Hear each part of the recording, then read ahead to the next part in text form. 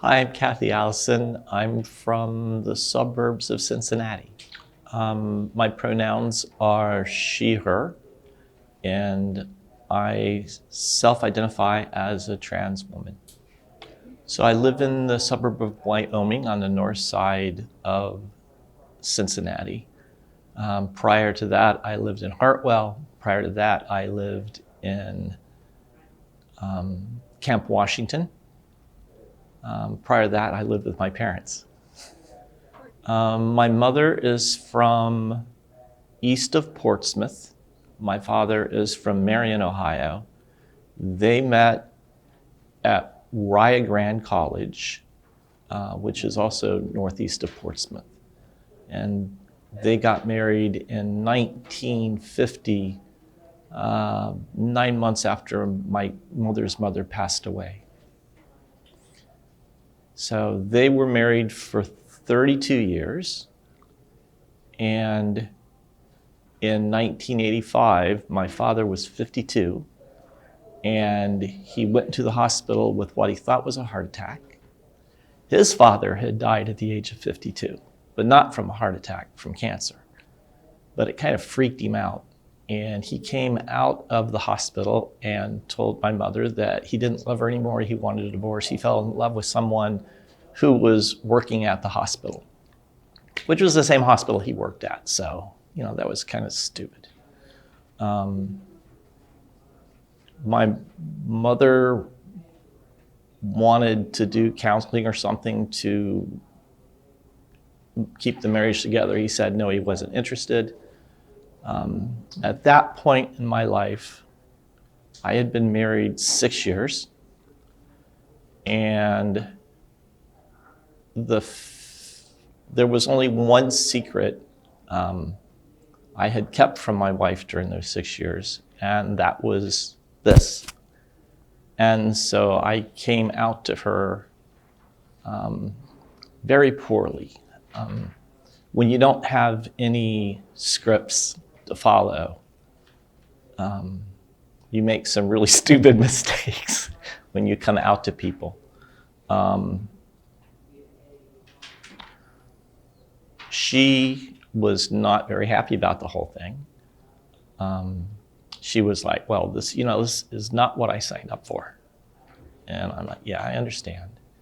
And so she's like, well, if you're gonna, dress up, then fine, you can dress up, but I don't do it around me, and I don't want to be involved. So I was driving home from work one Friday afternoon, listening to WCKY talk radio, AM back then. And Jim LaBarbera had an afternoon show. And while I was driving home, he started interviewing a woman named Heather. And Heather had created a group in Cincinnati in 1985 called Crossport, which was short for cross-dresser support at that time.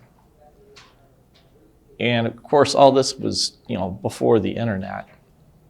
And I had kind of thought I was the only person like me in Cincinnati. I mean, I had seen newspaper articles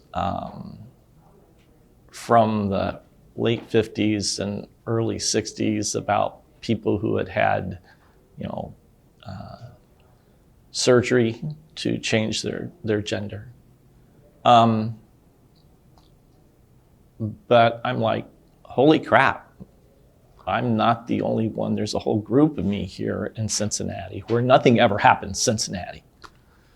So I actually pulled my car off to the side of the road. I was only 2 blocks from home. And I had a legal pad and a pen, and I took like 4 pages of notes. And I got home and I told my wife all about this because she wanted, well, why are you late? And so I told her, and she's like, oh, yeah, I don't care. Not interested. Okay. So I sat around and puzzled over things for a couple of weeks, and finally told my wife that I really wanted to write this group. Was that okay with her? And she's like, yeah, don't care. Do what you want to do. So I wrote like a 4 or 5 page long handwritten letter.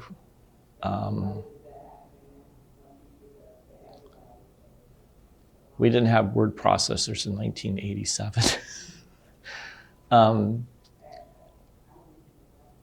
I mailed it to the P.O. box that they had given. And I waited, and I waited, and I waited about 4 weeks. Snail mail is really snail mail. And I got back a little packet. Everything was Xeroxed. No personal anything's on there. But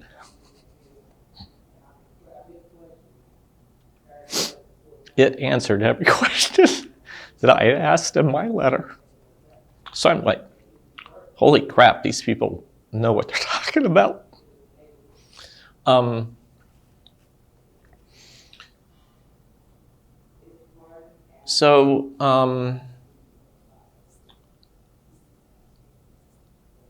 I sat on that for a couple of months because this group always had their social meetings on the 3rd Thursday of the month. Now that's kind of tough when you're working 8 to 5 job.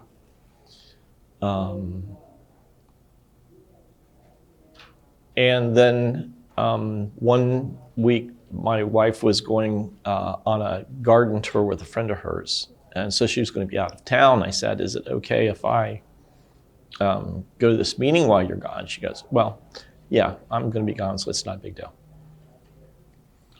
So I went. I had to make a phone call and do an interview. And then they told me where they were going to meet. And in 1989, this was November of 1989, they were meeting at a gay bar in Monroe known as Christopher's Lounge. That's now known, the same place as the Silver Saddle, some kind of country western themed gay bar up there now. I've only been back once since 2017. But I went up there, and I was just going to go in boy mode since it was a first time. But I got really paranoid that I might be recognized, which is stupid because 1, it's way outside town, and 2, everybody there is going to be gay or a cross-dresser or trans or something. But that didn't keep me from being paranoid. So I decided to go in girl mode.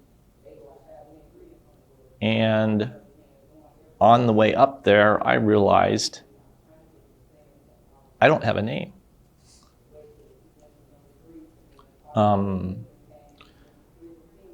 So on that 20-some minute drive to Monroe, I named myself Catherine.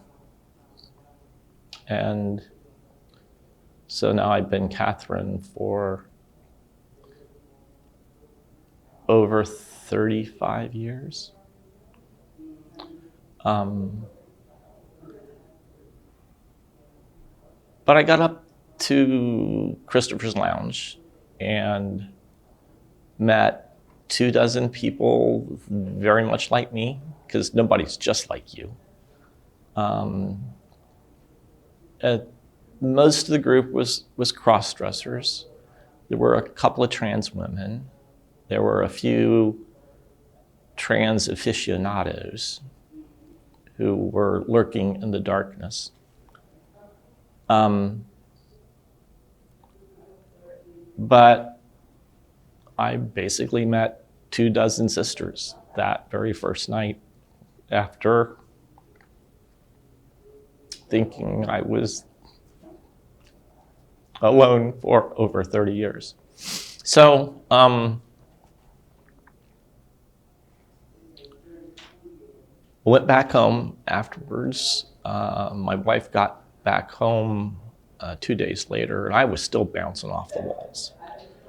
And she's like, I have no idea what happened up there that has made this big a difference in your attitude and how happy you are.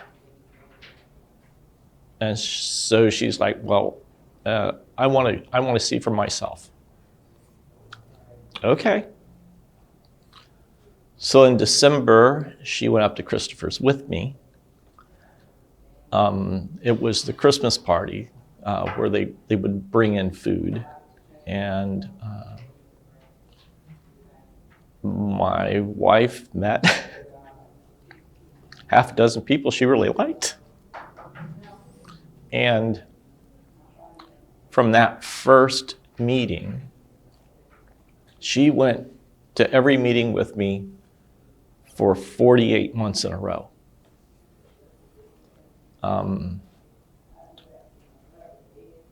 We would go, so,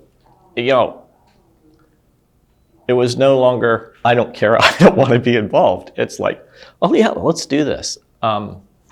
We even went to some conventions. There was an IFGE convention in San Francisco that we went to. We'd never been to California before, so we thought that would be a good excuse. Had a great time, met a lot of interesting people.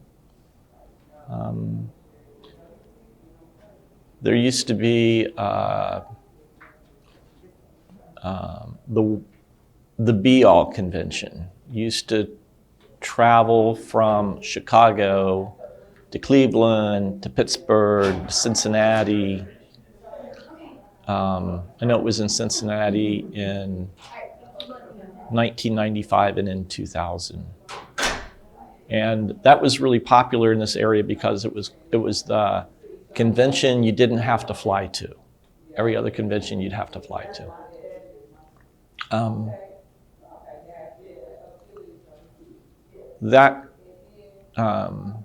In 1995, my wife and another significant other is what everybody called them way back in the day, ran the spousal track for the convention.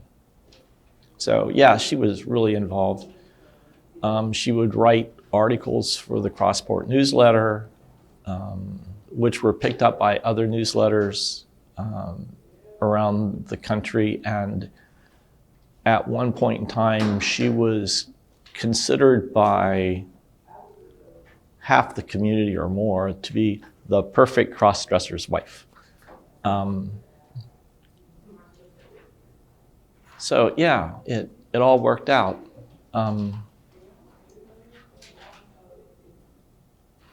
We're still married 43 years later. So Crossport, I don't know if Crossport saved my life. Like it has some people, but it certainly saved my marriage. Yeah, so I've always known I was different. From like 6 or 7 years old on. At that point in time, my family was living in rural Indiana in a little town called Battleground. It's where they fought the Battle of Tippecanoe. Now it's known for having a wolf sanctuary nearby. But I always, from that point in time, I knew that something wasn't quite right. When the movie The Parent Trap came out, the one with Haley Mills and Maureen O'Hara and Brian Keith, I wanted to be Haley Mills. I knew that how those girls discover there's something wrong in their life and they wanted to be together. I just knew that I would find my sister and then we would be together too. It's, you know, you look back almost 60 years past and it seems a little silly. But when you're 8 years old, it is a real big deal.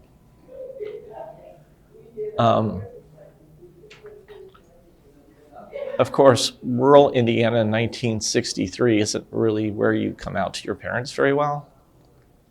I don't ever think I told my parents that I thought I was a girl, because they would have just said, no, you're not. And that's the way it goes. But we didn't, you know, I mean, there was no discussion of gender alternatives, no languages for it. No, not, my family was not big on discussions of non-normal things. I mean, my father was going to college at Purdue. He'd kind of been a professional student, except for the time he spent in the Army. He taught high school science, and he had a bachelor's degree, and in science, he got a master's in pharmacology. And then he went off to Purdue University to get his doctorate. So that he stopped about 4 months before actually completing his doctorate, because he learned that if he had a doctorate, he wouldn't be able to get a job teaching high school. It's like, you didn't know that before you took us all to Indiana for 4 years? So he just stopped at that point, and he and my mother accepted positions with Cincinnati Public School. And so we moved from Indiana to Westwood in 1967. And my mother and father both hated their jobs at Cincinnati Public. My mother only lasted about 6 months, and my father lasted 1 year. And then they both switched to the Princeton City School District.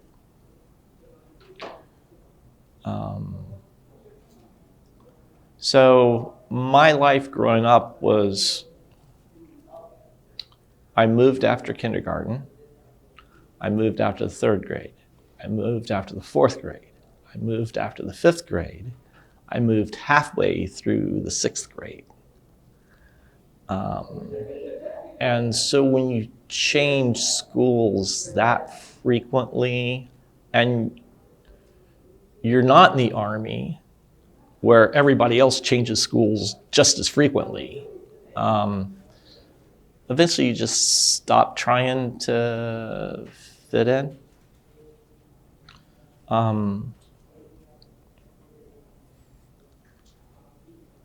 But when I hit puberty in the 6th grade,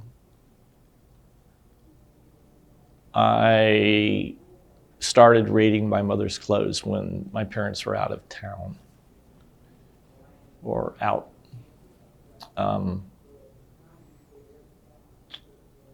Only problem was my mother was 5'2" and a double D cup, and I certainly was.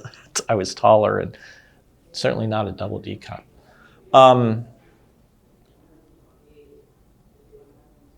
but I did that throughout high school.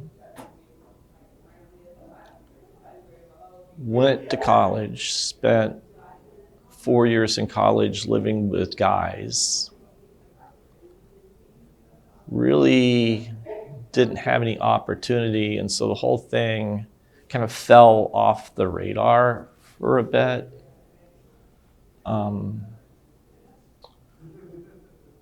I did have some really, in high school and college, I had some really aggressive dating habits. In retrospect, it was kind of like trying to overcompensate for not feeling male like the other guys. On the other hand, I've been able to keep a lot of the girls I've dated during those time periods are still friends of mine today, which I don't think most men keep in touch with old girlfriends. One of my old college girlfriends is still besties with my wife. Because I said, Carla, you need to meet Laurie. Oh, no, not gonna do that. Laurie, you need to meet Carla. You guys would get along. Oh, not gonna do that. And then Carla came in town for a visit, and they finally met, and they just clicked. And we were over at Carla's house last night, drinking a little wine. So, and I met Carla in 1976. So, interesting life, I guess.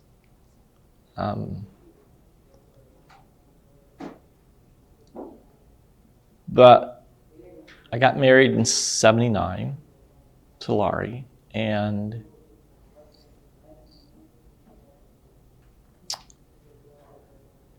she was a nurse, and she worked night shift because she is kind of a scofflaw and doesn't want the supervisor staring over her shoulder. So my evenings were my own. She had some really cute outfits. So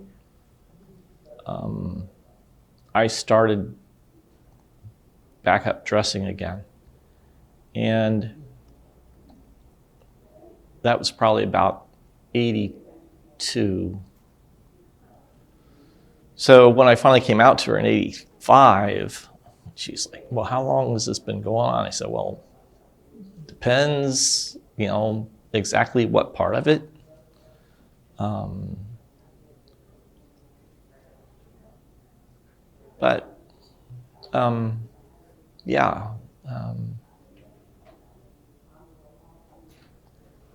Things still work between us. So we're happy about that.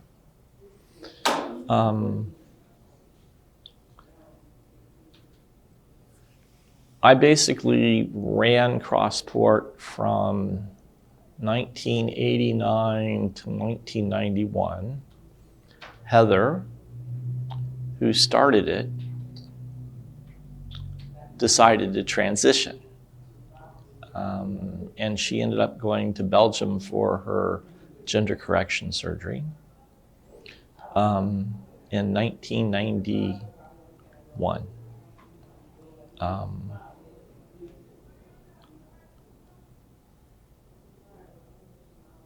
So her big joke is, well, I guess I was torn between calling it Transport and Crossport.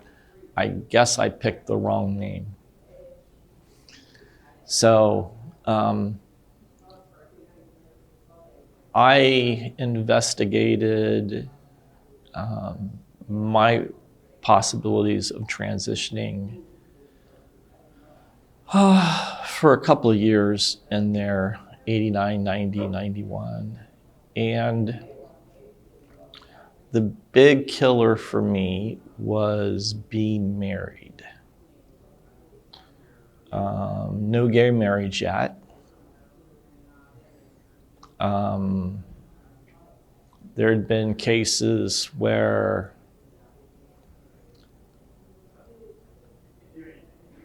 couples where one partner had fully transitioned, if the powers that be caught wind, they basically were forced to dissolve their marriage. That was the last thing I wanted.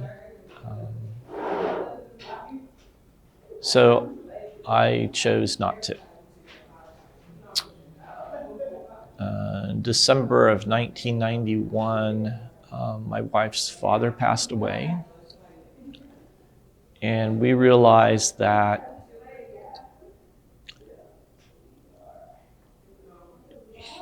he hadn't had any grandchildren from us. And that became a very important thing in our little family. And so we had our first child in 93 and our second child in 95. And I tried to keep involved with Crossport during that time period. But at that point, my wife had switched from working evenings to working weekends. She'd work 32 hours between 3 p.m. Friday and 7 a.m. Monday morning at the hospital. And so she was gone all those times, and I got the kids. So there just wasn't any time to stay involved with the group. And then when my daughter was 3, one day at dinner, she's like, "Daddy, you can't wear earrings anymore because only girls are allowed to wear earrings." I'm like, okay. And basically I took my earrings out and everything that I had went into a far corner of a closet and stayed there for 22 years.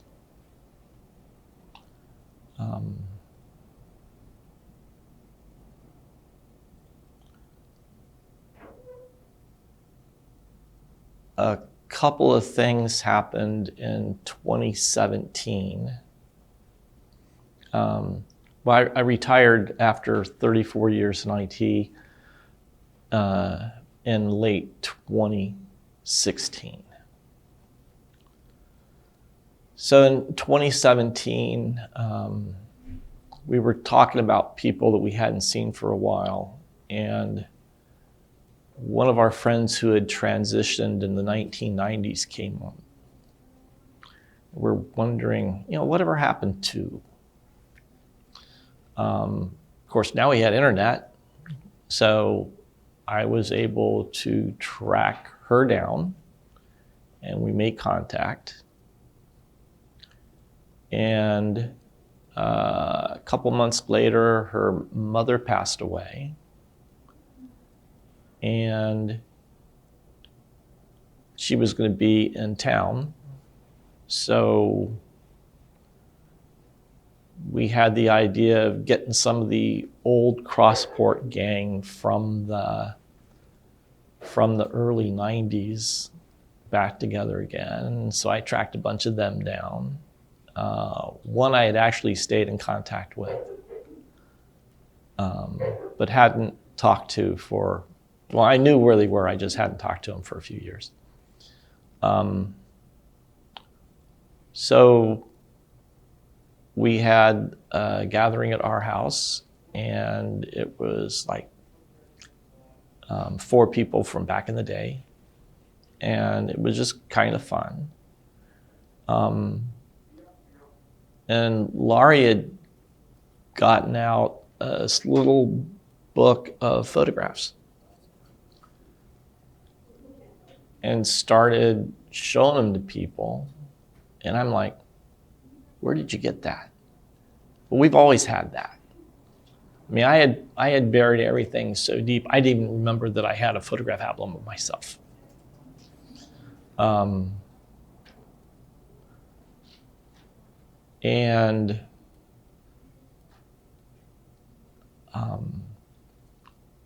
I scared myself at how well I was able to compartmentalize.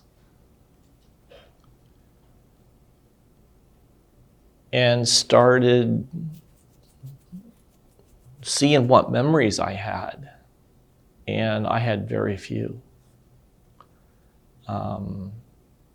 I had spent so many years not thinking about everything that I had lost the majority of my memories from being Cathy from 1987 to 1992.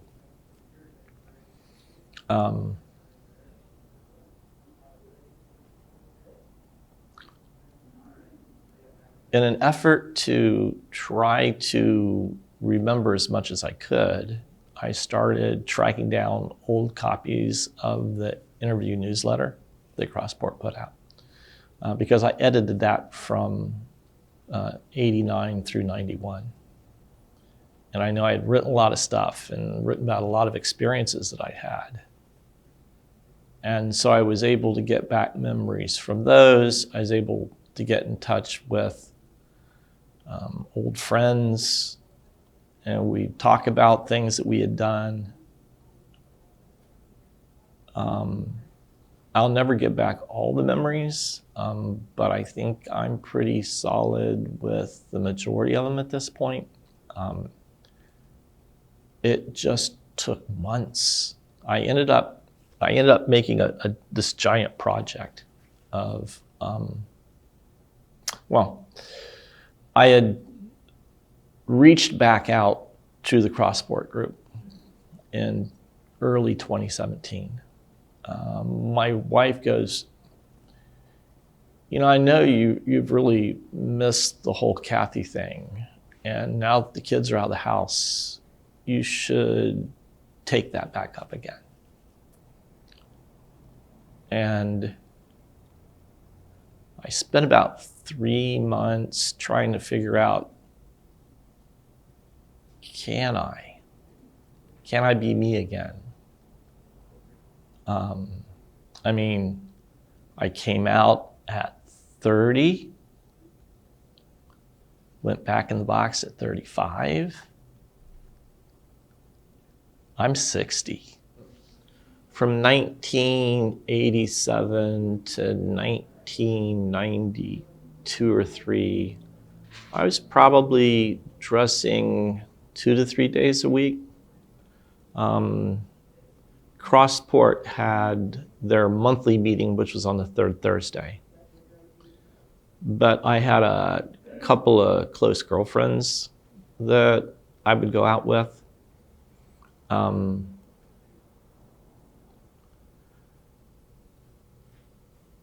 We really disliked the gay bar scene in the 1980s and 1990s. Because they were under a lot of pressure from the city.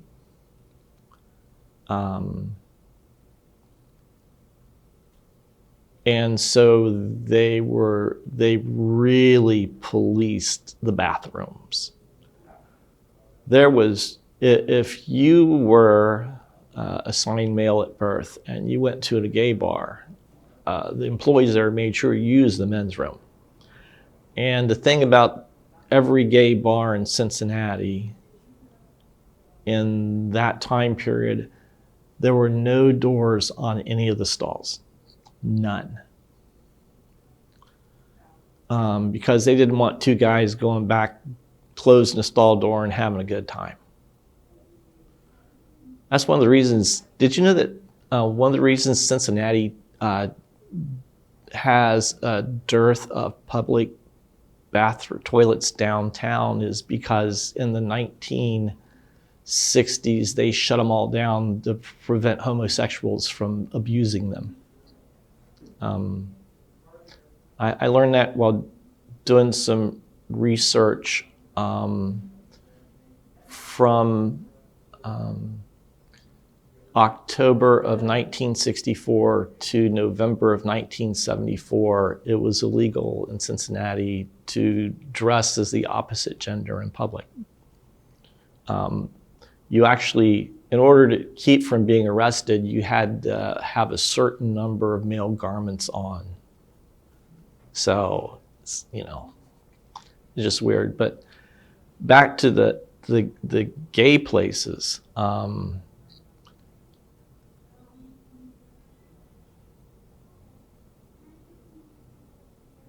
It's really hard standing at a urinal with a mini skirt and pantyhose on.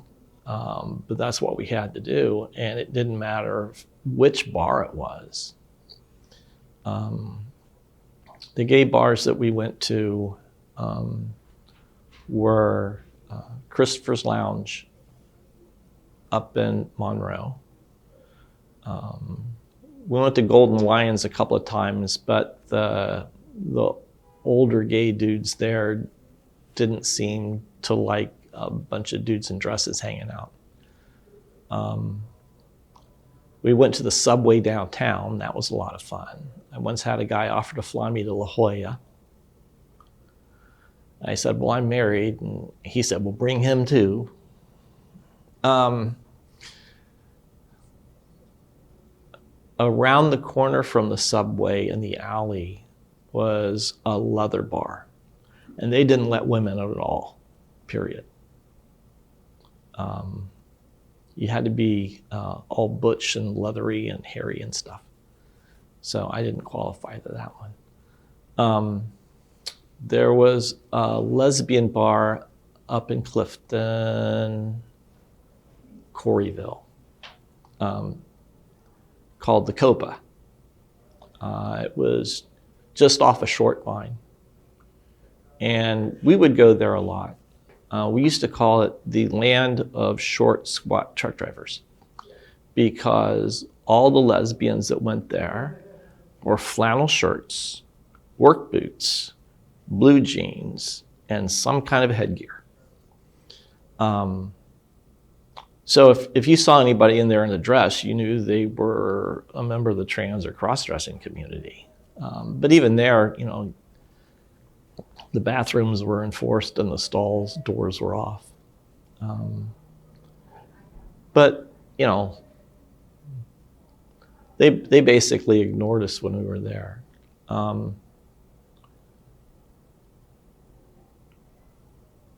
We kind of figured out on our own.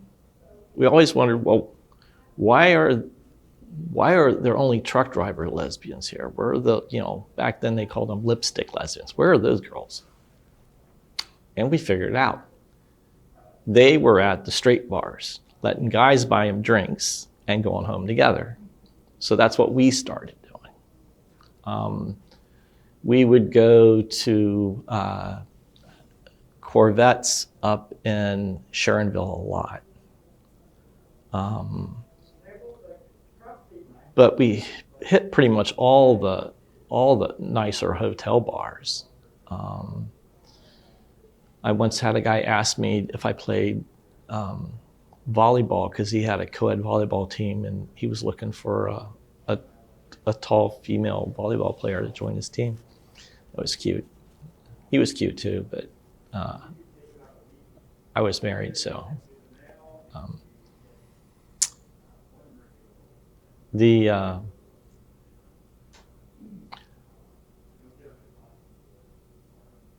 We had some really interesting experiences going to the restaurants.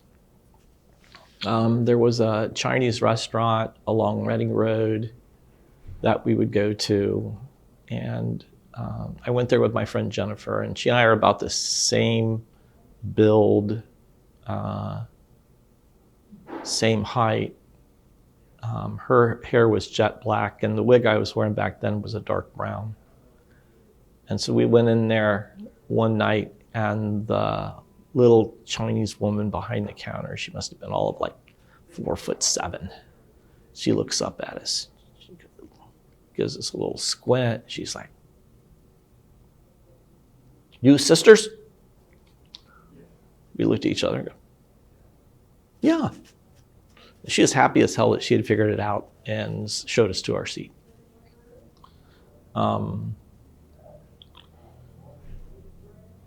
There was a place we used to go to down on, well, it's right across the street from that Larry Flint bookstore. There was a Chinese restaurant across the street that we would go to. And then we'd go to Johnny's afterwards. And it was where the Newport Mafia would hang out late at night on the weekends. And so those guys were always a hoot. But we always felt welcome there. Johnny was a good guy. He ended up passing away, and I think his daughter took over. It's called Madonna's now. And we went there a couple years ago, just before COVID, to reminisce. And we walked in, it was some grungy sports bar, and it's like, oh, because back in the day it was, tablecloths, silverware, and now it's just like, peanut shells on the floor. So you can't always go back. And the other thing about going to straight places is you could use the ladies' room. It was illegal, but we didn't care. It's nice not having your toilet habits policed by management. The only time we ever had trouble was at a hotel bar at the top of the Holiday Inn downtown called Lucy's in the Sky. And we got there, and some drunk, obnoxious guy clocked us and started making us a scene. It was, what are those faggots doing here? So we decided to beat a hasty retreat, headed for the elevator. He dashed forward, grabbed my hair, and then my wife jumped on his back and dug her nails into his throat. And he lets go of me and starts screaming, "Get it off me, get it off me." And we made it to the elevator, went down, and my wife is calmly peeling skin out from underneath her fingernails and flipping it across the elevator. Do not mess with a nurse in mama bear mode.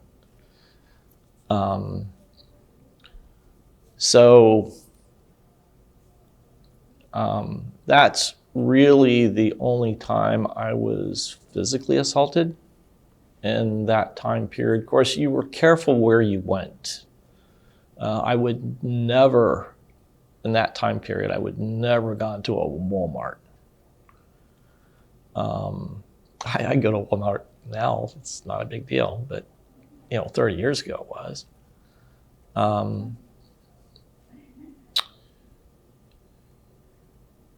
During that time period, we were at the height of the AIDS crisis, and John Q. Public just assumed that everybody that wasn't like them was gay. And they also made the assumption that just having a gay person in the room with you could give you AIDS, which is kind of the situation we ran into at Lucy's that night. One thing we always did do, even though we tended to go to the nicer places, because we learned that people who are spending good money to have a good time don't want to make a scene and interrupt it. It's people who aren't spending any money that are kind of bored that do that. But we never went anywhere without pepper spray or mace or something like that.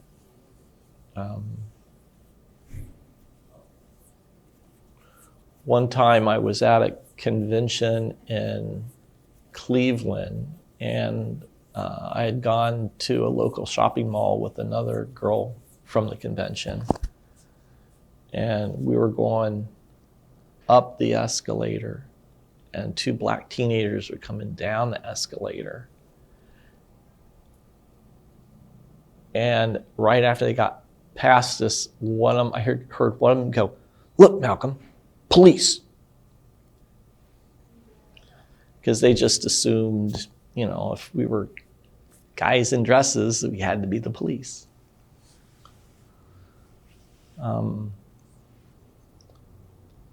But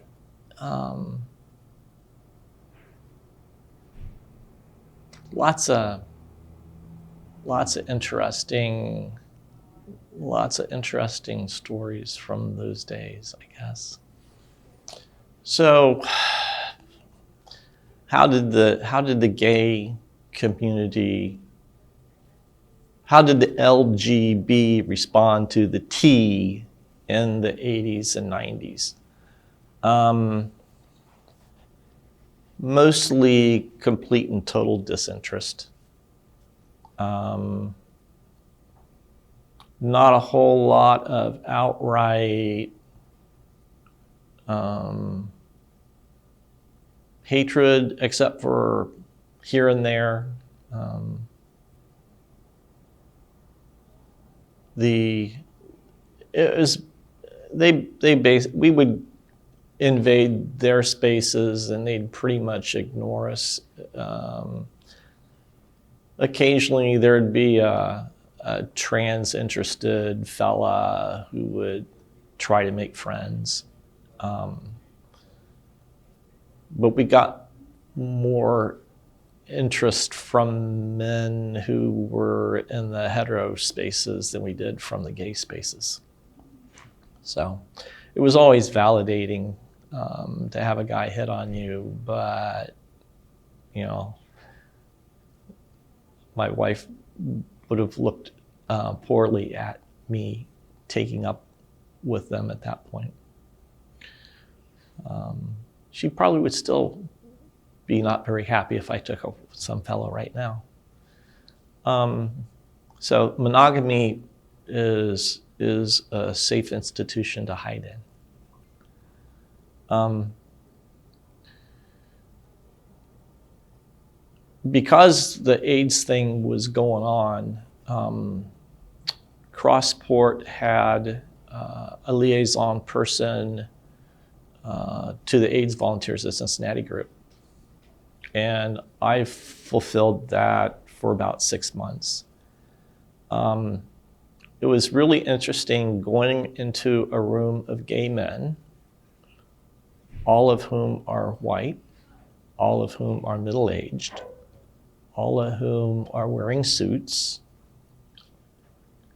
and having to explain to them the difference between a drag queen, a cross-dresser, and a trans woman, because none of them had ever been in a gay bar. They were that straight, if you can call gay men straight. I mean, the one thing I learned about how the gay community operated back then is there were two camps. There were the suit gays that said, well, if we just keep acting normal, we'll eventually be accepted. And then there were the act up gays who are out in the streets. We're here, we're queer, get used to it. And we know how the balance of power ended up between those two groups. The act up folks basically they're the ones that brought the gay community out into the open and worked really hard to get a level of acceptance. I know that Cincinnati has not always been progressive. They passed an anti-gay ordinance in the early 90s that impacted the gay community really hard. It may have impacted a few members from my trans group when it came to housing. But they already had so many other issues that I don't know if it was a serious difference. I do know that that seemed to chill the gay scene for a few years because people didn't feel safe. It's kind of like how trans people feel right now with the states passing laws constantly. You know, both Kentucky and Indiana sent bills to the governor outlawing gender-affirming care for kids under the age of 18 last week. Kentucky's governor vetoed it, but since the GOP has a supermajority in Kentucky right now, they'll probably just override him.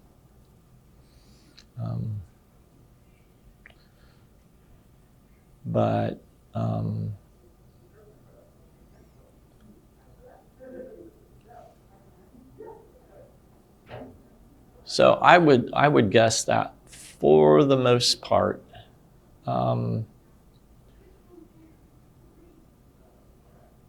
we were just basically the poor cousins that nobody paid any attention to. I don't even recall when the T was added to LGBT. It may have happened when I was back in the closet in the late 90s. But even today, we feel like we're the afterthought of the gay community in general.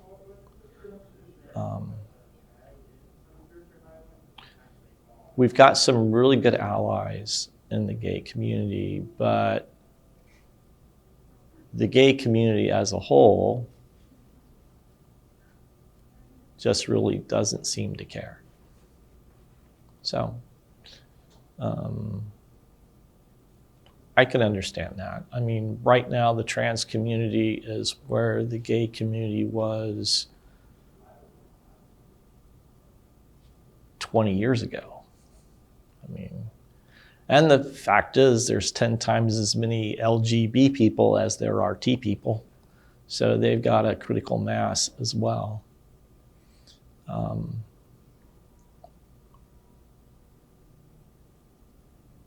The kids coming out is what made me rethink everything about being trans and being visible.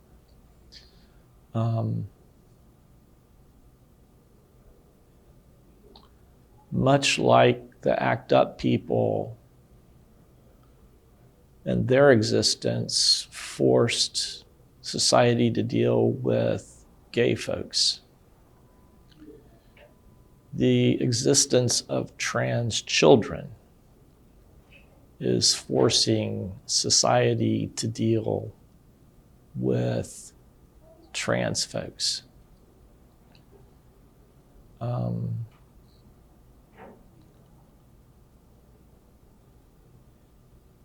And since that whole phenomena is basically just seems to have taken place in the last 10 years,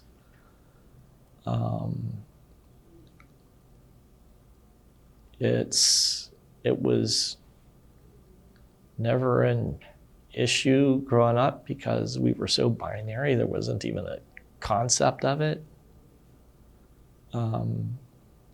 But after looking at the kids coming out in high school, my daughter had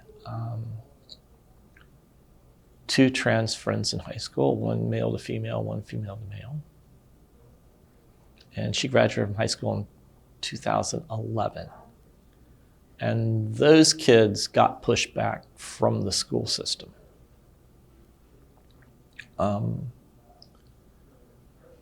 Fast forward to last year, a good friend's daughter came out socially at school, same school, and has gotten lots of support from the school system. So that's a 10-year difference right there.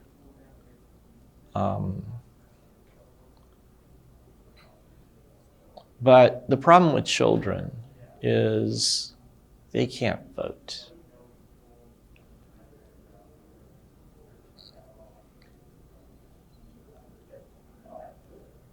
So the people who talk about, the same people who pass laws of parental rights that allow parents to dictate what their schools teach their children and what books are allowed in the libraries and what teachers are allowed to talk about, are the same legislators that are stripping the rights of parents to provide their children medically necessary health care. That's gender affirming. And you would think it would be hypocrisy, but it's not hypocrisy in their eyes because it has a religious base. And if you do it in the name of religion, even though you're not allowed to say it's in the name of religion, then it's okay to do. So,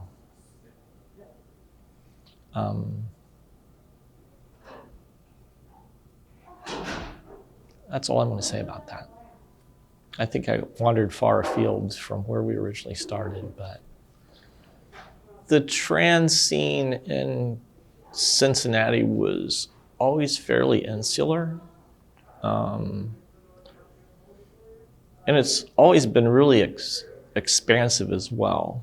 I mean, the one thing about the Crossport group that I found interesting was that even though the vast majority of the folks back then were cross-dressers, they always made space for trans women. And even today, 38 years later, the Crossport will have been around 38 years this coming July. They are the only group I know of that tries to serve both the trans and the cross-dressing communities. Now that, of course, causes its own friction because the wants and needs of the cross-dressing community are different than the trans community. Where they do intersect is allowing people to socialize as female if they're born male, and as male if they're born female. In a public setting, in a group, in a safe space, and to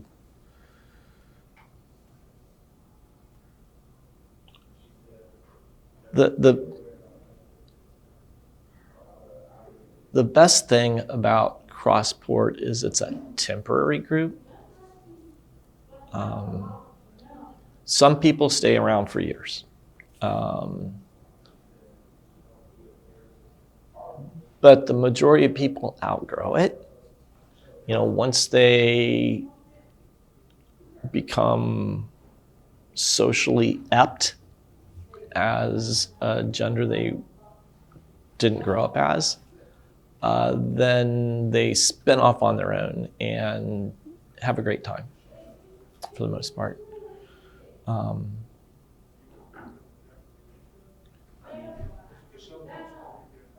And I think it's also useful, I mean, there's the whole concept of passing sex.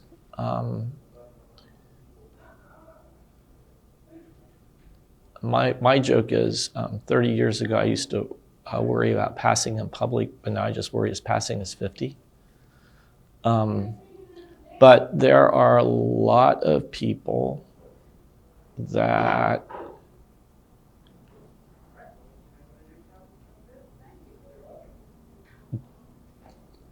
their appearance will draw attention to them in a negative way.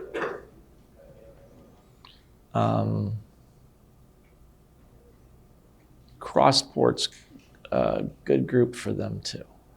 I mean, there are trans women that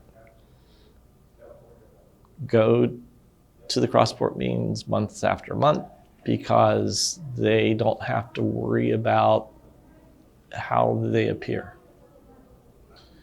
So it's an interesting and still useful group. I know Heather always said her happiest day is going to be when Crossport's no longer needed. Well, we ain't there yet, even 38 years later.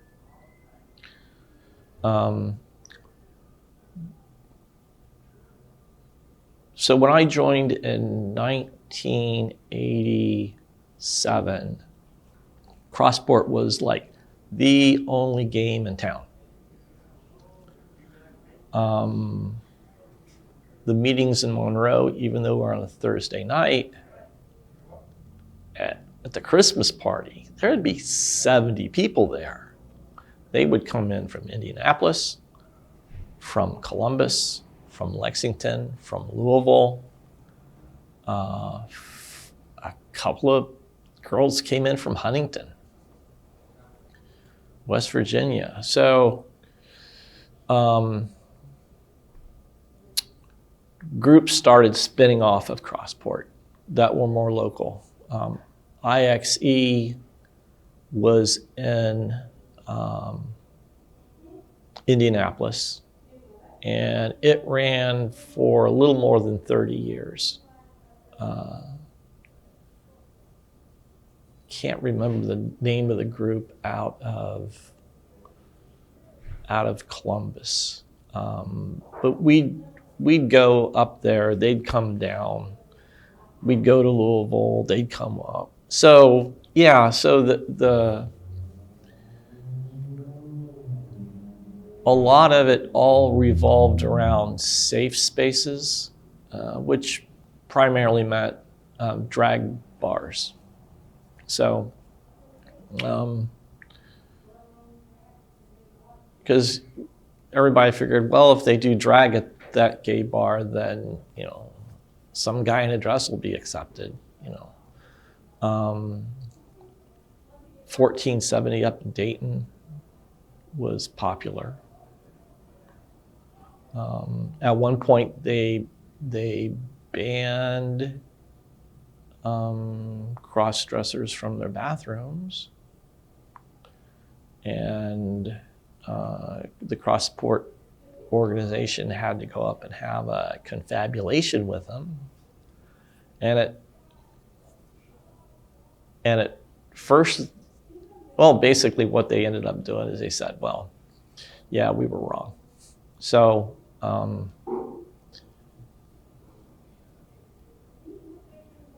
for a long time, Crossport went to Washington Platform.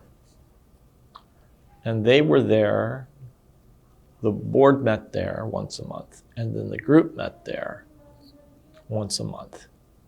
And there'd be, 20, 30 people there.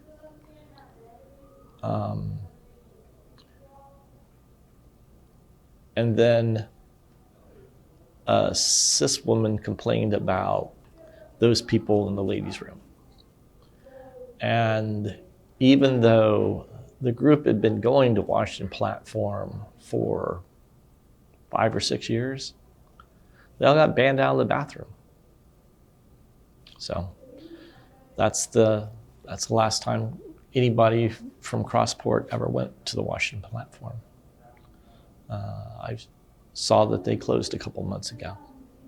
So I know they're not related because that's 15-year time span between the two. But I guess who do you alienate? The cis customers that are there every night, or the trans customers that are just there once or twice a month? Yeah, that's the whole question about alienating your client base. My friend Jennifer and I have had a running joke now that stretches back over 30 years. It's like, how many trans clients does a restaurant need before it shuts down? So that came back recently, even though we all know COVID is what really did it. Up in Rookwood, there's an agave and rye. But before it was agave and rye, it was Brava Italiano, I think it was. And there was a trans group that was in there that went in there and had dinner every week. In fact, they were the manager would come over and chat with them on a regular basis, just because they were there that much. He knew all of them, they knew him. But then when it did close down due to COVID, Jennifer's like,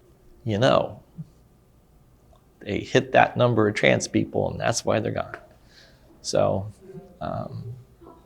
it's a dark joke, but for a while it did seem that all the places that the trans folks would congregate would end up shutting down. So that's all jokes have some basis in truth. That's what makes them funny. Oh, this is 2023, isn't it? Yes. All right. So my very first Pride was when I marched in the Pride Parade in 2022. And I hadn't intended to do that. I didn't have any real interest in Pride when the kids were living at home and in school, because we always had soccer or football or whatever else is going on. And then after coming back out again, there was always a wedding or something the same weekend. I mean, I would help the Crossport folks unload and set up the tent, and then I'd leave because I had to go do something else. So the first time I ever attended was last year. Crossport had paid for a parade permit, and then they forgot to do anything about organizing somebody to march. So, yeah, newbies. New board, that year. So they asked me if I would try to organize something. I said, oh yeah, sure. And, I think there were 6 of us. But it was kind of fun, and I saw a bunch of people that I knew that I think were really surprised to see me in the parade. But yeah, that's my first Cincinnati Pride. I have worked booth at Northern Kentucky Pride in the past, and in Hamilton's Pride last year, I worked a booth up there. But yeah, with the whole Pride celebration, I'm kind of a noob. Nah, not really. I mean, it just wasn't, well, when I was closeted as tight as I was, there wasn't any real interest. I didn't even think about it, you know. Oh, gay folks going down the party again. Sounds like a good time. Wish well. After coming back out, it was basically, you know, helping Crossport make sure their booth is banned and things like that.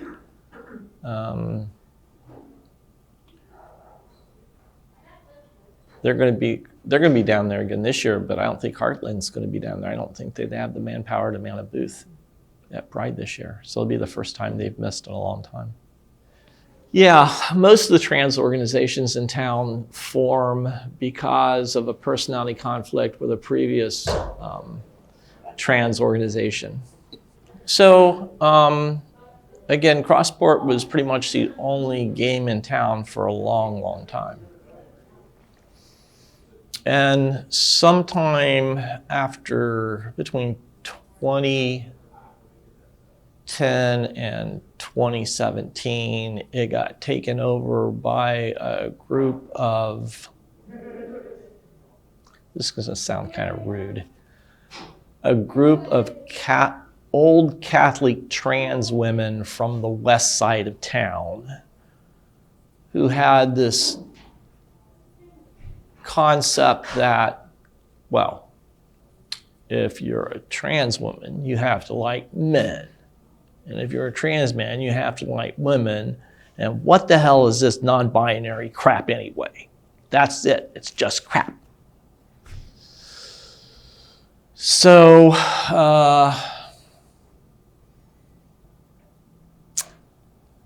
the younger folks, and they were saying this in the support group meeting. One of the, you know, Crossports had ongoing bi-monthly support, peer support meetings. And when you've got someone in charge of that, espousing that kind of a line, then you're going to make people feel real unwelcome real quick. So, the younger folks did not feel welcome in Crossport, so they needed a place to go. And I think it was Jack Stringer did the paperwork to create Heartland as a 501c3. And was being stalked by a person who was also trans and felt they needed to leave Cincinnati to resolve that. So they kind of left it in Jonah's hands. Now this is all secondhand. Some of it has been confirmed and some of it has not. So one thing that didn't happen was Heartland wasn't able to keep their 501c3 because they didn't file any of the necessary paperwork. But they did have a space at Mount Auburn Presbyterian Church.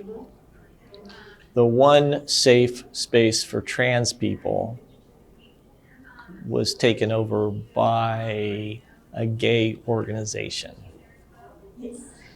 So,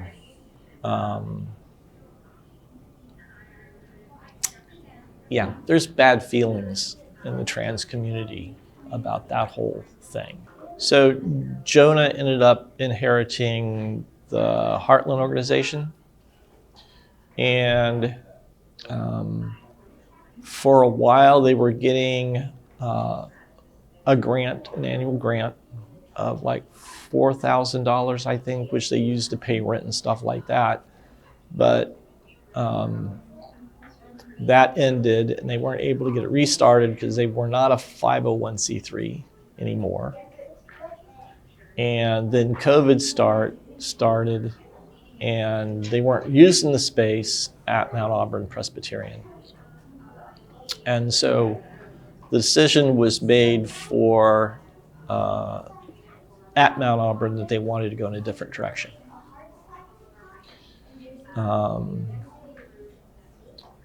It was very opaque. I mean, TAC was set up to provide financial support to the other trans groups in town and to individuals. And right now, but even though we had some money to share, even the people on tax board that belonged to Heartland's group didn't have any idea what was going on. And so by the time it all came to a head, all bridges had been burned. But there's still hard feelings. So Crossport moved all of their meetings away from Mount Auburn after that happened, because they didn't feel that they were getting the trans community was being treated fairly by the church. So they're up the street at the New Life Center now.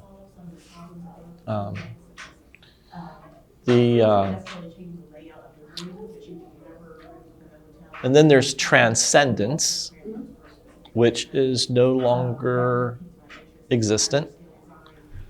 It was started by the person that Jack Stringer was being stalked by, and then they were banned from attending anything Heartland. So they started their own group. And that's been shut down just in the last 6 months. But it was around for 3 or 4 years, I think, anyway. And then there was the Cincinnati Transgender Group, which pretty much only existed as a Facebook group, although they did a few social things at the beginning on the exact same nights that Crossport did their social things. It was started by a former Crossport board member who had had an accusation of sexual impropriety with someone who was a member of the group. And because of that, they were removed from the board. And they chose to take they had the belief that the only reason Crossport had been successful in the recent years was because of them. So they decided they'd show Crossport, and they'd go off and form their own group, and that didn't last all that long. Crossport basically just let them do their thing and said, fine, we've got 4 trans groups in Cincinnati now. And once it got to be too much work, they basically bailed on the whole thing. It's just now a Facebook group. So,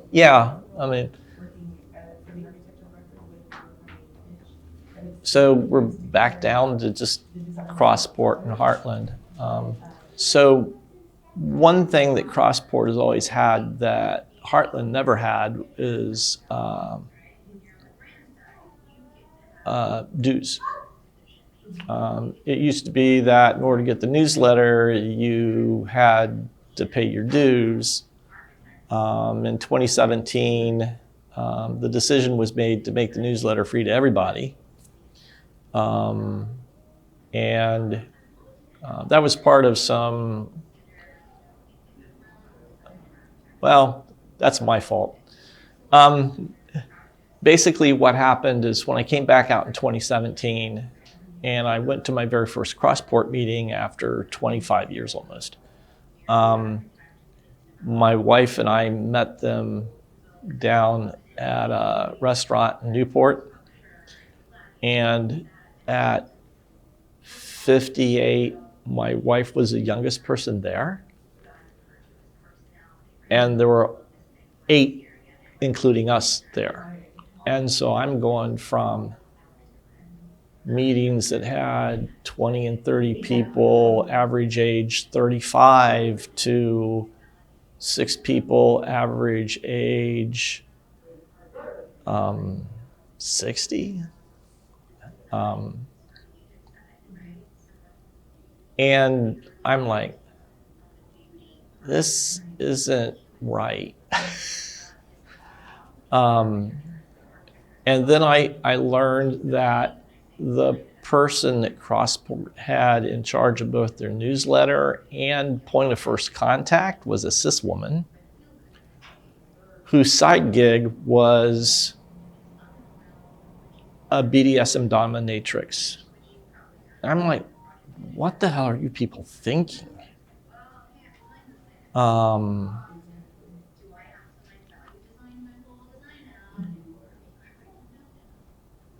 They asked me if I'd join the board. I said, yeah, but your meetings suck. Your board meetings suck. I had attended 2 previously because I was working on my interview project of trying to collect every interview that had ever been printed. Because I was looking at these people, I said, this group is so far off into the weeds, it is not going to be around in another year. So I got their permission to do the whole newsletter bit, and I managed to gather all but about 13 issues have been published in 30 years. So I felt pretty good about that. Because if the group just went, then that's 30 some years of trans history in Cincinnati that's just lost. So because I had great success at that, they asked me to join the board. And then another person that had been a former board member 10 years previously, they asked her to join the board. And I said, well, if I'm going to be on the board, I want to run the board meetings. So they said, oh, great, because we all hate running meetings. I'm like, yeah, I know. You guys spend 3 hours, you make 2 decisions. So I basically used my 34 years in business, and I put them on an agenda with items, monthly reports, so they could read them in advance and not talk and talk and talk incessantly. And I don't deal with rabbit trails during a business meeting very nicely. So one of the things that with that board in place was to make the newsletters free to everybody. And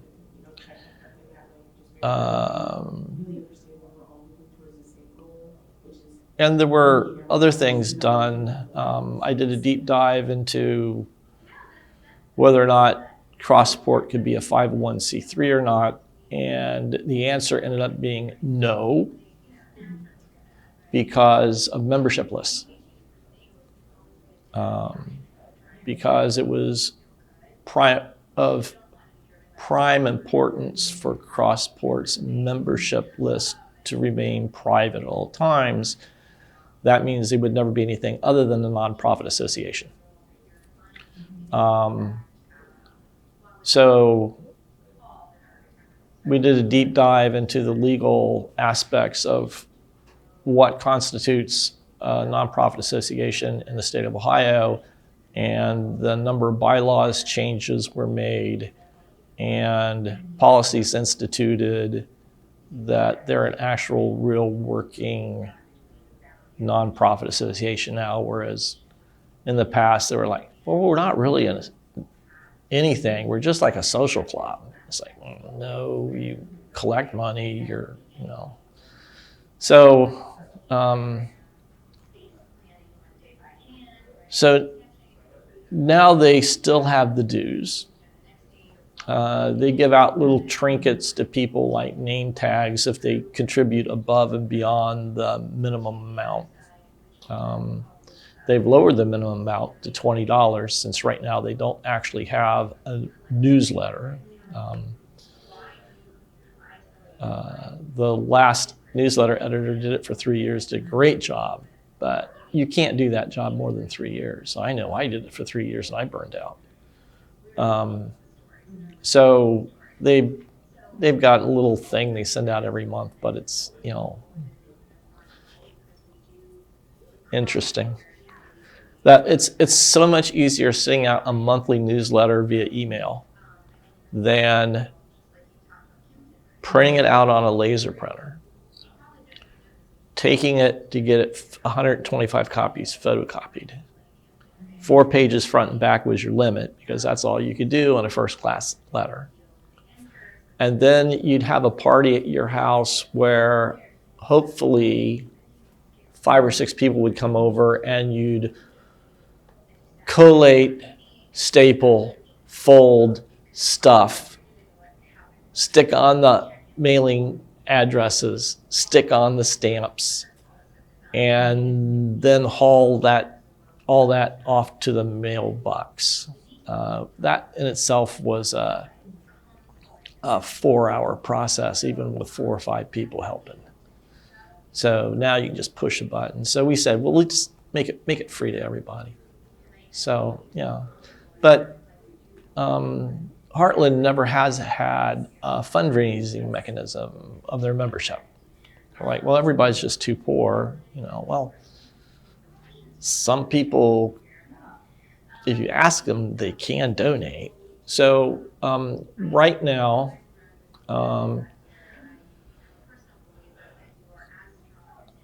I saw what a 501c3 corp could do once Living with Change came in. And they showed how not to get along with grassroots organizations. I like the Chickenellis personally. I would never work for Chris Chickenelli. He is just like my old boss. Entrepreneur, everything's my way, the highway. And when they came out and with their 501c3, they showed that you can get a lot of bonuses and perks by having that 501c3 when it comes to putting on events and things. When we did Trans Day, my very first Transgender Day of Visibility was in 2017 at the zoo. No, 2018 at the zoo. And that's the one that Living with Change did. But they spent a ton of money, which none of us have. When I helped organize with Evelyn Heflin the Transgender Day of Visibility in 2019 down on the square, we learned that, well, if you're a 501c3, they won't charge you rent. Well, that's $250 right there, right? We had nothing, you know. Evelyn talked to Central Clinic, and Central Clinic allowed us to get that space using their 501c3 status. And we're like, okay, we need a 501c3. So I talked to Crossport and I talked to Heartland. And the one really good thing about me being out of the community for 22 years is I didn't have any enemies in the community. So I could just get along with everybody. And I've tried really hard to keep it that way. So we set up a structure that 5 board members, they're the only members, so it doesn't matter if our membership list is public or not. 2 appointed by Heartland, 2 appointed by Crossport, and then the 4 of us get together and pick a 5th. It's a hybrid.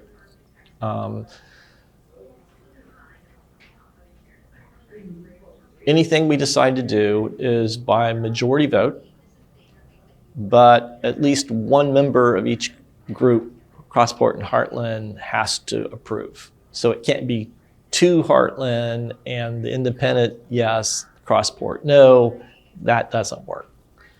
So, so since we have had the 501c3 status since 2019, we have signed paperwork with Heartland that they are a project of TAC. And that way we can pay their bills. So if they want to put on a social something, one of the Heartland members has a TAC credit card, so they bring the budget to TAC, TAC votes, and then they go off and buy the stuff, and TAC is paying for it. It's not passing money through from 501c3 to non-501c3. We are, they're officially a TAC project now. So that keeps it all on the legal IRS up and up. So, and right now,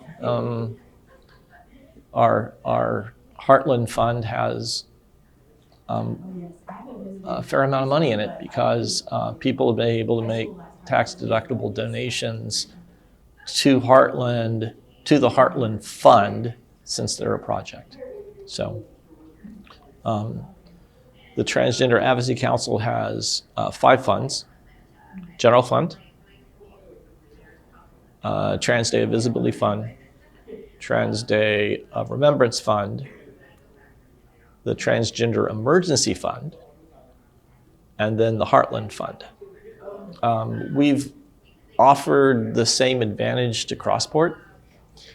They just haven't chosen to take us up on it yet because they've got their own funding structure and they fund their own things, and they have control issues. So I understand that. I have them.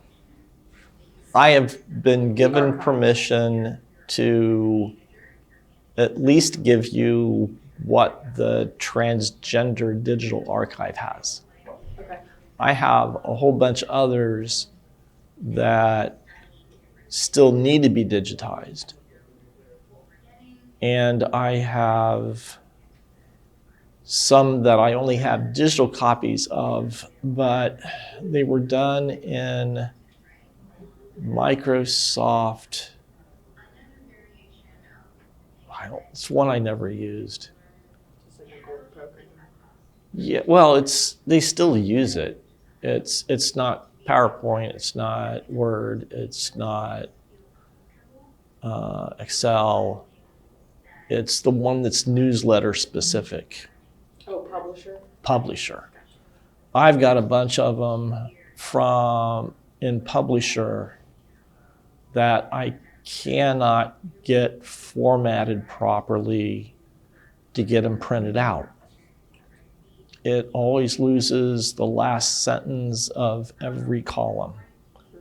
And if I try adjusting one thing, it breaks 7 other things. Mm-hmm. So, I'm just kind of stuck on those. But at least I have the digital files. Well, the first Crossport newsletters were done on an Apple II. Oh, okay. And every page was a graphics file, and it was all dot matrix, and it took forever. And only one person could do it. And when I became newsletter editor in 1991, I was the second editor of the Crossport newsletter. I switched it to WordPerfect. And I used my laser printer at work. So I would go into work at like 9:30 at night, and I'd load the file and I'd print it out, and then I'd clean everything up and sneak off. But that's the first time the Crossport interview was ever printed on a laser printer, and it looks so much better too. That's all I've really been given permission to do. Do you know how many issues that is roughly? 170 maybe. That's a lot. I think. I don't really know. I had always intended to get back into doing that. I mean, I was working on that newsletter project. I started to try to get my memory back. And then I expanded it to take over all the newsletters because I thought Crossport was going to shut down in a matter of months. And they might have if there was actually talk of it, of just shutting the group down. Glad it didn't happen.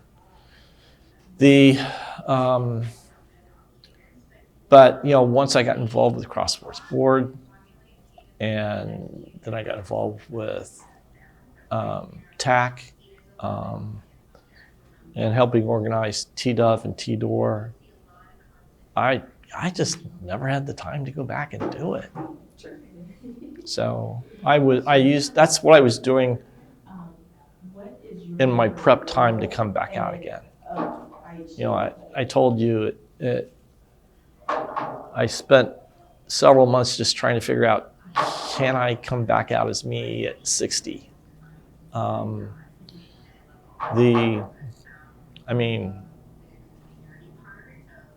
spent a month and a half just figuring out what my hair was going to look like. The important decisions. Important things. I lost 25 pounds. I had a facelift. Because my eyes were different sizes, and I had these jowls down here, and I just looked terrible. I mean, it looked okay for my age as a guy, but I looked terrible.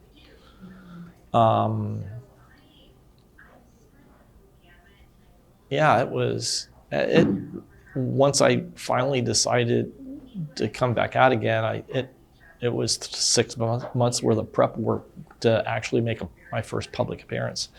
So that's what I did in my spare time, as I worked on all those newsletters. The number one request that comes in to both Crossport and to TAC is issues of housing, especially emergency housing. About the only emergency housing we can recommend is the YWCA. Nobody feels comfortable with the church-based groups. But there's a new group in northern Kentucky, in Covington, that reached out and said that if people need a place to stay, to get in touch with them. I can't remember what they are off the top of my head. Housing, something housing. I'd have to go double check what that is. So they said that they are perfectly fine having trans people as their clients. So exactly how much space, I'm not sure. I think I read something in the newspaper or online that they just opened up a large multi-bed facility for a couple hundred. I don't know how they have that split up population-wise.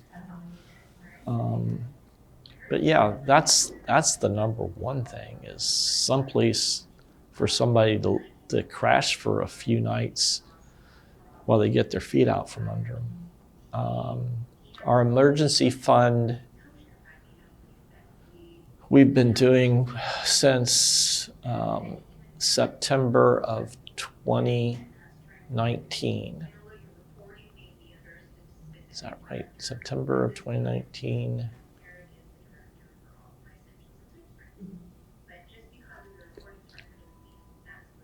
September. Our Transgender Emergency Fund has been in effect since September of 2021. And in that time, we have given out micro grants. I call them micro grants because we limit it to $300 per person annually, because we just don't have any real money, you know. And that's a level we can keep sustaining. We've given out about $8,000 to around 40 people in less than 2 years. And that's our single largest expense. We limit it to people who live in Hamilton County, the 3 Ohio counties that touch Hamilton, the 2 Indiana counties that touch Hamilton, and the 3 Northern Kentucky counties that touch. So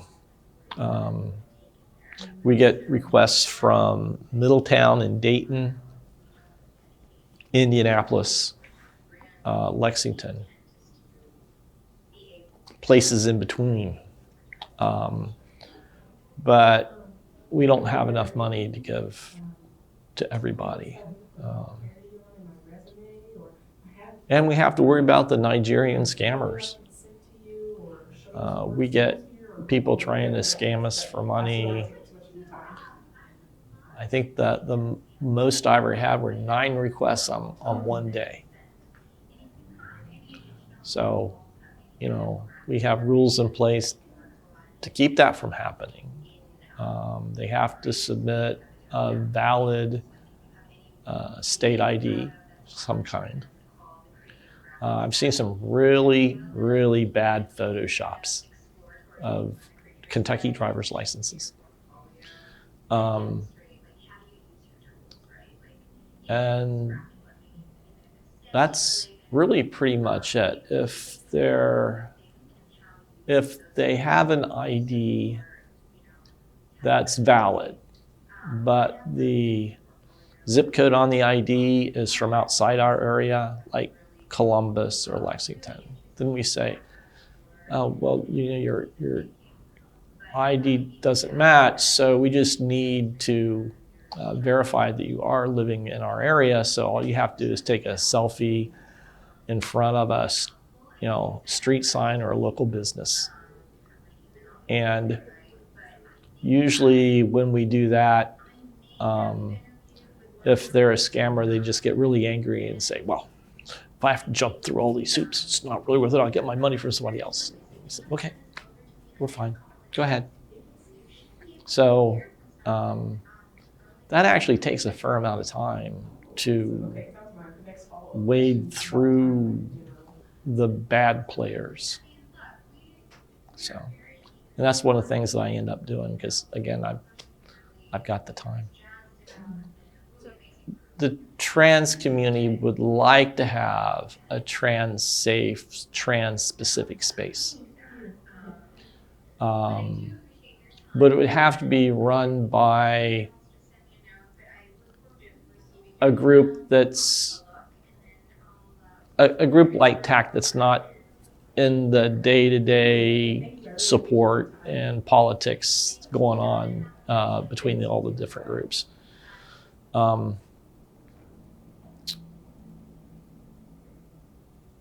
But more importantly, we would like to be able to provide temporary housing to people for, say, a week at a time. But that's, fortunately, housing prices have stopped skyrocketing. They're still way too high.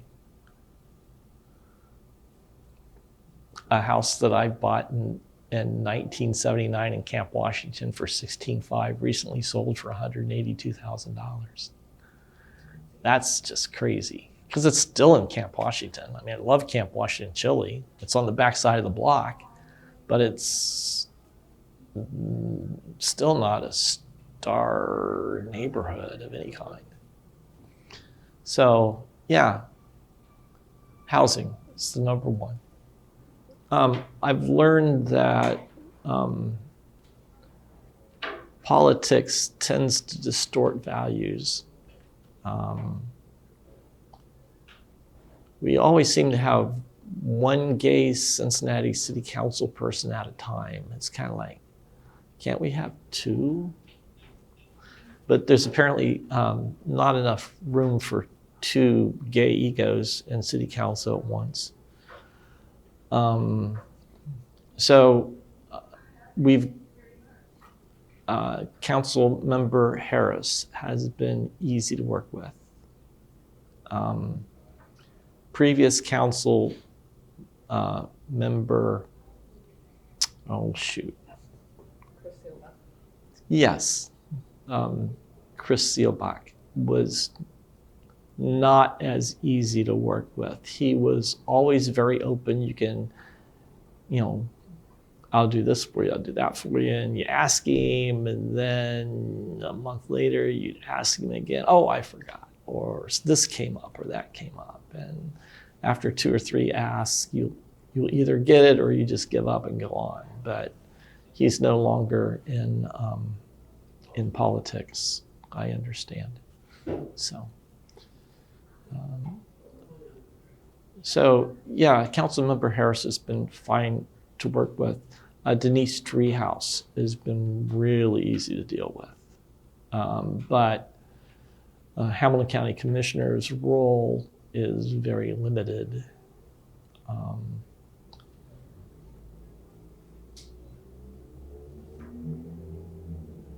We really just need to get appropriately drawn district boundaries in this state so we can do away with the GOP's supermajority.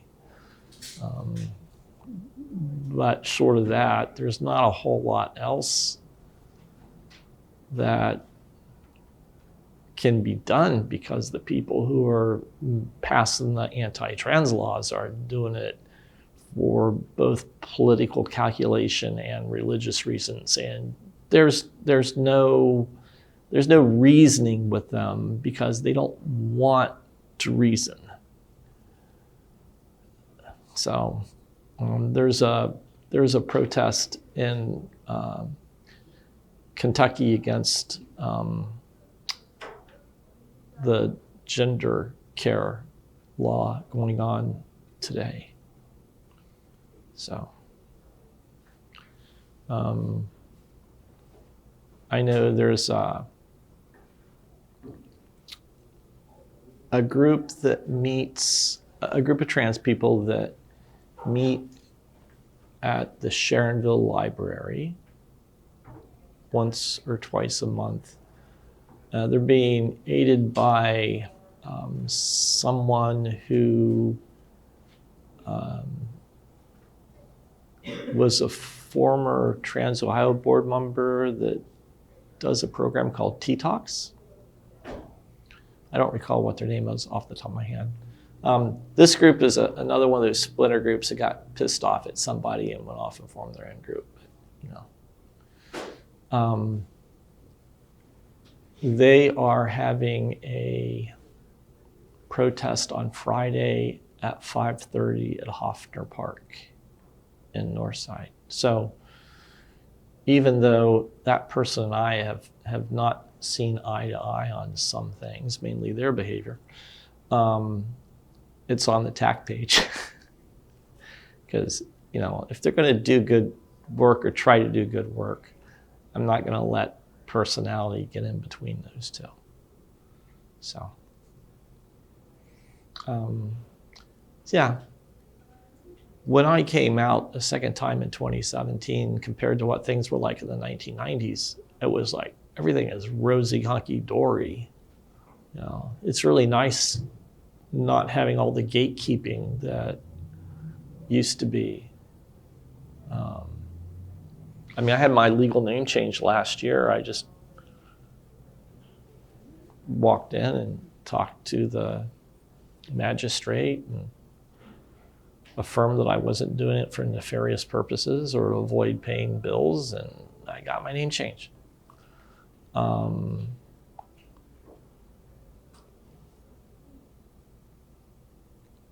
I was looking at some probate court records, and as recently as 2000, someone who wanted to get a name change had to have a therapist attest to the fact they had lived as the opposite sex for more than a year, and that this was in the best interest of all involved that they be allowed to have their name change. So 23 years ago, a lot of progress has been made. It's just ever since January 6th of 2020, things have been going downhill for the trans community. Well, it was before then, because as soon as the former guy got into office, they scrubbed the mention of trans and gay people off the federal websites. So you knew it had to get better sometime, and we all thought that the last presidential election would make a difference, and we thought the fact that the House just barely flipped and the Senate added, maybe things could get better. But no, it's in all these little red states that are all using the same source material. There was a email dump of 2,600 pages of emails that originated from South Dakota House Representative Fred Deutsch that roped in everybody who had issues with people being trans. And they have spent the last 3 years cherry picking their witnesses and pushing the same agenda and the same verbiage from state to state to state to state. There's a central organizing group when the same anti-trans experts testify at every state house. So I had always been hopeful that these obviously unconstitutional measures would just be punted by the court, but I've lost a lot of faith in SCOTUS recently as well. So I think that everything will end up working out. I just hope the body count from suicide doesn't get too high in the interim. 1 is too high. There are 2 trans people committed suicide this past week that I'm aware of. None local. But the pressure's on them. And like I said, the people who are doing it don't care. They're not listening. They don't want to know. They don't want to have an informed discussion. They just want to do what they want to do. So I guess just hold our hands when we need it, give us a shoulder to cry on when we need that too. But, you know, there's always been trans people, and there'll always be trans people, no matter what laws they pass.